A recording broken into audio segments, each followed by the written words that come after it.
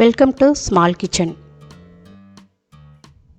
Today நம்ம கிச்சனில் என்ன செய்ய போகிறோம் அப்படின்னு சொன்னால், மைக்ரோ கிரீன்ஸ் வச்சு ஒரு சூப்பரான டிஷ் பண்ண போகிறோம். அது என்னென்ன தேவை அப்படின்னா, மைக்ரோ கிரீன்ஸ், பீட்ரூட், சேமியா, இதை மூணும் வச்சு ஒரு நல்ல ஹெல்த்தியான ஒரு ரெசிபி செய்ய போகிறோம். அதுக்கு கடாய் அடுப்பில் வச்சுக்கலாம், எண்ணெய் விட்டுக்கலாம், எந்த எண்ணெய் வேணாலும் விட்டுக்கலாங்க.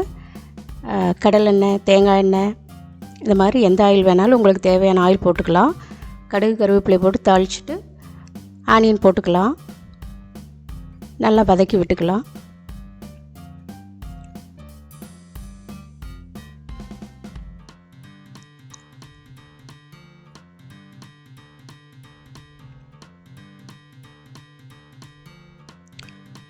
வெங்காயம் ஓரளவுக்கு வதங்கினா போதுங்க. அடுத்து பீட்ரூட் போட்டுக்கலாம்.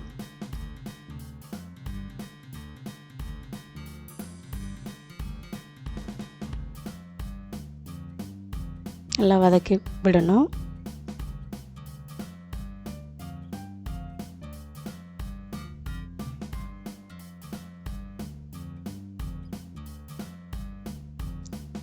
பீட்ரூட் ரொம்ப வதங்கணுங்கிறது கிடையாதுங்க, ஒரு நிமிஷம் வதங்கினா போதும். தண்ணி விட்டுக்கலாம். தண்ணி எப்படின்னா, சேமியா எந்த அளவு போடுறோமோ அந்த அளவுக்கு எடுத்துக்கலாம். 200 கிராம் சேமியா போட்டோம்னா 400 கிராம் தண்ணி விடணும். அந்த மாதிரி அளவில் தண்ணி விட்டுக்குங்க. ஒரு நிமிஷம் லிட்டு போட்டு சால்ட்டு சேர்த்து ஒரு நிமிஷம் மூடி வைங்க.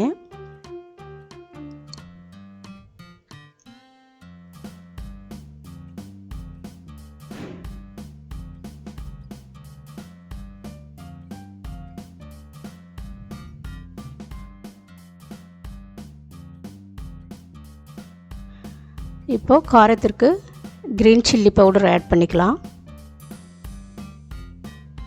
நல்லா கிளறி விட்டுக்கலாம்.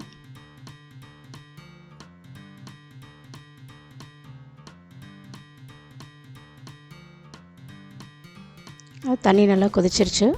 சேமியா ஆட் பண்ணிக்கலாம்.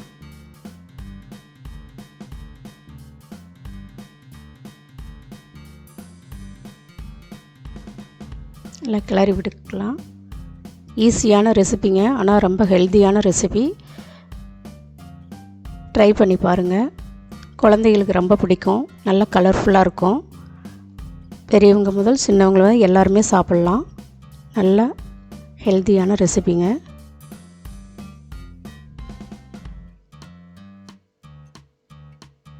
கிளறி விட்டு அவ்வளோதாங்க, ரெடி ஆயிடுச்சு.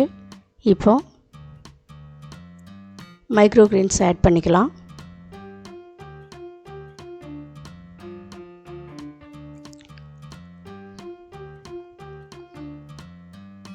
இது பாசி பயிறு மைக்ரோ கிரீன்ஸ் நான் இதில் ஆட் பண்ணுறேங்க. நீங்கள் எந்த மைக்ரோ கிரீன்ஸ் வேணாலும் ஆட் பண்ணிக்கலாம். இந்த மைக்ரோ கிரீன்ஸை பொறுத்த வரைக்கும் ரொம்ப குக் பண்ணக்கூடாதுங்க. போட்டு ஒரு முறை இப்படி கிளறி விட்டு ஸ்டவ் ஆஃப் பண்ணிவிடுங்க. டிஷ் ரெடி ஆயிடுச்சுங்க. நல்ல ஹெல்த்தியான ரெசிபி. நீங்களும் வீட்டில் ட்ரை பண்ணி பாருங்கள்.